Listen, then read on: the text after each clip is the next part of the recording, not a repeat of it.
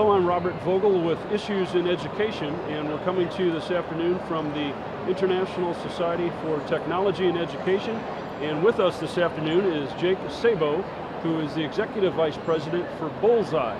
Jake, welcome to the program. Good to meet you, Robert. Thank you very much. Tell us a little bit about Bullseye, just to get us started. What is Bullseye? Absolutely. So Bullseye started in schools about 3 years ago as really a way to help support our friends and loved ones in the classroom to have an easier and digital way to track learning. And the way that manifested was trying to make a really flexible, easy tool to allow teachers, whether they're tracking Common Core academic learning, social emotional frameworks, or whatever might be important in their classroom, to have an easy way to track that, to understand where their students are at each day. Okay. Yeah. So how did it start, though? How did somebody decide that we needed to have Bullseye? Right. So I was a classroom teacher in New Orleans, and a few of my other partners were teachers, and had the desire to help make a software platform that helped save teachers time and make them more knowledgeable about their students. And so in talking with hundreds of teachers, something that we kept hearing was, yeah, I understand we can all agree this is what I want my classroom to look and feel like. Maybe it's authentic, or incorporating certain kinds of instructional approaches, or just providing better personalization, but I don't know where my kids are, and I need to get through this curriculum. Okay, good. And where is Bullseye most applicable? At what grade levels? K-12, absolutely. Math, ELA, science. Okay. Yeah. So all of those topics, all of those subjects? Yes. Yeah. So then how do you measure success for Bullseye with those schools in which you're engaged? That's a great question. I think really that hits on something that we try to promote in schools, and a big reason why we do what we do, which is promoting continuous improvement and quick iteration cycles in schools. And so to date, how some of the metrics we've looked at are how can we get students into the mastery RIT tier, or out of the lowest RIT tiers at a higher effective rate? How can we help schools improve their culture?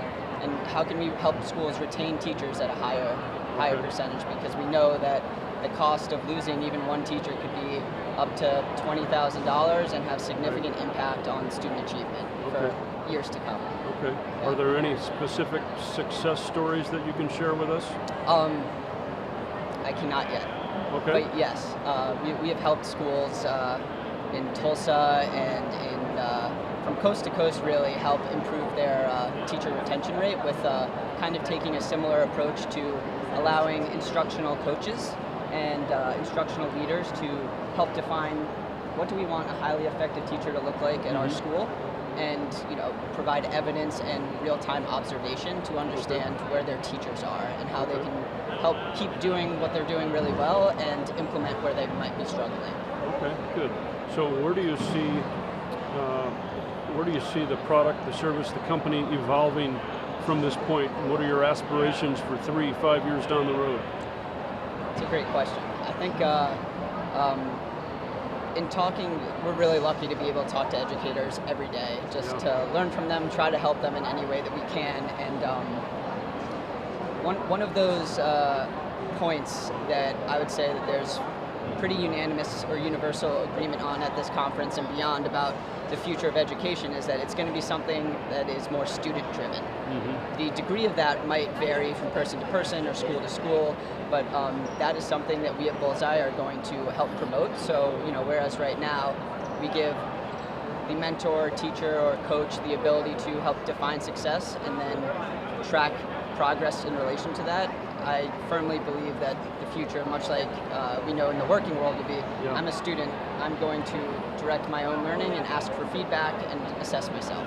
Okay, good. Yeah. Well, it seems to me that Bullseye would probably be so critically important today with education and pedagogy changing as quickly as it is.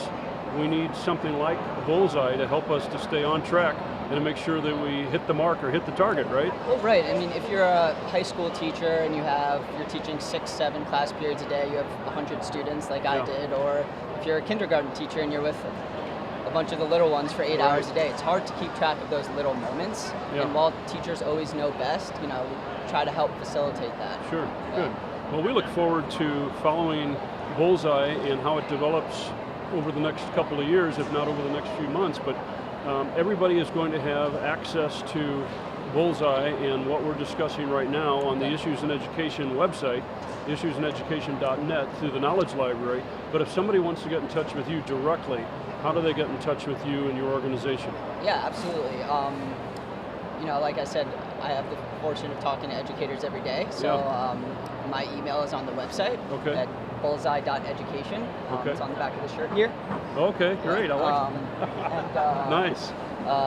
But yeah, our team, we are not just a technology solution. We really help classrooms, schools, districts with the change management process of whether you just want to instill more data-driven practices in your school, or you have a bigger vision of transitioning over to what that next generation learning environment might look like. Those are all projects that we're really excited to work with people on. Okay, well, it sounds like Bullseye is a very exciting startup that has a phenomenal future in education. So